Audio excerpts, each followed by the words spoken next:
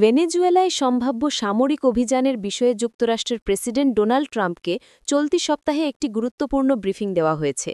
সিএনএনকে দেওয়া তথ্য অনুযায়ী অন্তত 4টি সূত্র নিশ্চিত করেছে ব্রিফিংয়ে তুলে ধরা হয় সম্ভাব্য অভিযান, এর ঝুঁকি, বিকল্প পরিকল্পনা এবং ভূ-রাজনৈতিক পরিণতি।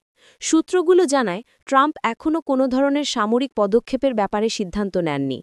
তিনি বিষয়টি নিয়ে গভীরভাবে বিশ্লেষণ করছেন, কতটা ঝুঁকি রয়েছে, ব্যয় কত হতে পারে, সম্ভাব্য সুফল কী এবং যুক্তরাষ্ট্রের পররাষ্ট্র নীতিতে এর প্রভাব কেমন হবে।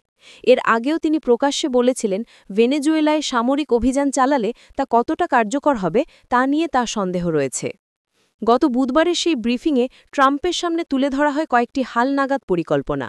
তবে কর্মকর্তারা পরিষ্কার জানিয়ে দেন, এগুলোর অর্থ এই নয় ট্রাম্প শীঘ্রই কোনো সিদ্ধান্ত নিতে যাচ্ছেন। এসব পরিকল্পনার বেশিরভাগই পেন্টাগনের আগের আলোচনার সঙ্গে মিলে যায়, এমনকি কিছু তথ্য ইতোমধ্যেই সংবাদ মাধ্যমে উঠে এসেছে। এই পরিকল্পনাগুলোর কেন্দ্রবিন্দুতে রয়েছে যুক্তরাষ্ট্রের সাদার্ন কমান্ড বা সাউথকমের বিশেষ অভিযান সাউদার্ন স্পিয়ার। ভেনেজুয়েলার ভেতরে সম্ভাব্য কোন কোন স্থানে অভিযান চালানো যেতে পারে তার কয়েকটি খসড়া পরিকল্পনাও প্রস্তুত করেছে সাউথকম। ব্রিফিংয়ে